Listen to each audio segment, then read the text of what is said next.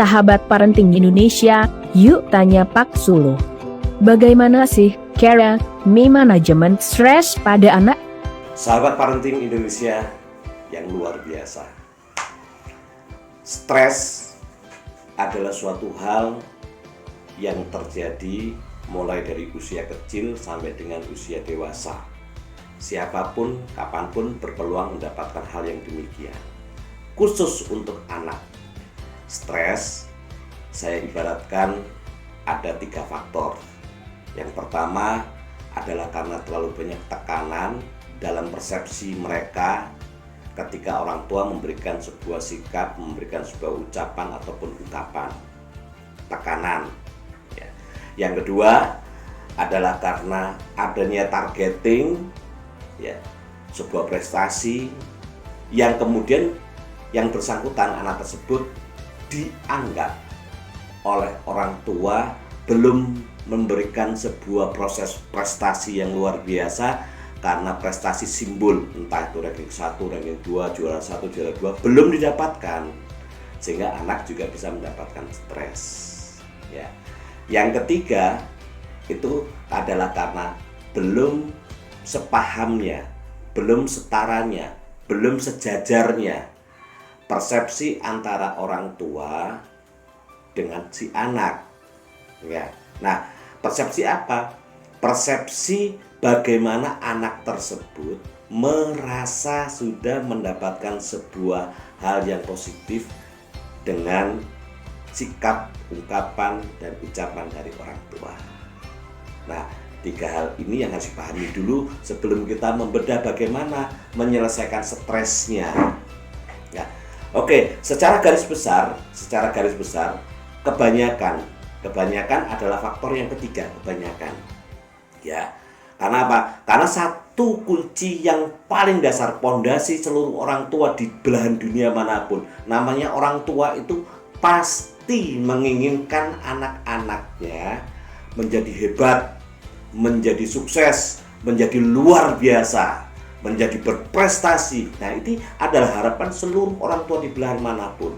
Hanya saja karena belum optimalnya cara berkomunikasi orang tua kepada anak, maka anak mendapatkan yang disebut dengan stres tadi. Anak merasa belum diperhatikan, anak merasa belum dicintai, stres posisinya. Nah, lalu bagaimana solusinya? Kita harus mau membuka diri. Sebagian besar dari kita pasti adalah orang tua kandung dari anak tersebut. Sebagian besar saya katakan adalah orang tua kandung. Nah, kalau yang bersangkutan itu betul-betul darah daging kita, ataupun kita adalah orang tua psikologis dari anak tersebut, yuk kita buka diri. Ketika dipersepsikan belum optimal oleh anak, ketika masih dipersepsikan belum menyayangi mereka, kita harus turunkan bahasa kita sampaikan. Misalkan salah satu ilustrasi ketika kita pulang kerja dalam kondisi capek, tiba-tiba anak kita, ayah, ayo main.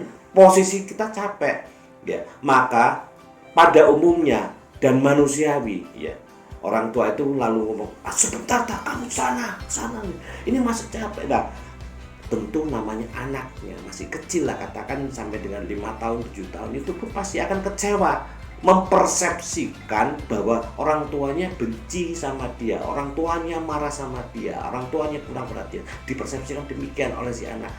Maka kesalahan, bukan kesalahan tapi belum optimalnya komunikasi ini harus segera kita revisi. Setelah kita buka baju, setelah kita ganti baju, setelah kita ganti baju, maka kita dekati anak. Tadi papa marah pasti si anak ngomong iya. Nah, baru orang tua itu menyampaikan minta maaf. Walaupun sesungguhnya namanya orang tua pasti menginginkan anaknya menjadi anak yang hebat. Minta maaf adalah, maaf tadi papa marah. Nah, setelah dia menganggukkan kepala, baru kita kasih edukasi. Lain kali ketika nanti kamu ingin main sama papa, sama ayah, sama bunda, ketika ayah pulang kerja, Bunda setelah selesai aktivitasnya, kegiatannya, biar istirahat sejenak baru main. Maka lain kali kamu tunggu ya, bahwa ayah, papa, mama, bunda itu istirahat sejenak baru kita main. Tapi permintaan maaf sudah disampaikan. Ya, kenapa? Tanpa adanya permintaan maaf, ucapan dan ungkapan menjelaskan itu pasti akan dipersepsikan pembenaran oleh anak. Ya, karena apa? Karena anak benar-benar ingin orang tuanya bermain dengan dia. So, terakhir, ya, tetaplah menggunakan pola pikir, ya, pola rasa, pola sikap yang dimiliki dan kapasitas yang dimiliki oleh anak kita.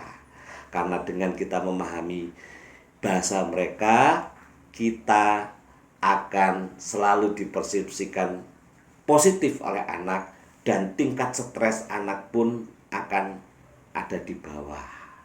Sebab kita selalu menginginkan anak-anak kita, terutama seluruh generasi bangsa Indonesia, penerus tongkat estafet kemerdekaan kita, ya, adalah anak-anak yang berprestasi.